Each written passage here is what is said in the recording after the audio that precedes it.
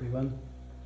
4 hours after surgery and all seems to be going well. Been brought up to the room and food has been great, I mean exceptionally great, and pain is manageable. All the numbness is starting to come back to life, so I do feel pain is coming, but it isn't here yet. The treatment of aftercare is absolutely brilliant. You may wonder where I'm having this done. Well, it's at the Halder Centre in Crowborough.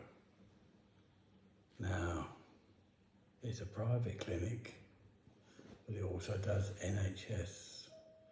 So remember, when you're looking to have a procedure done, you have the right to ask for where you want it done and who you want to do it. Don't just take anything that they send at you. This place here is absolutely brilliant.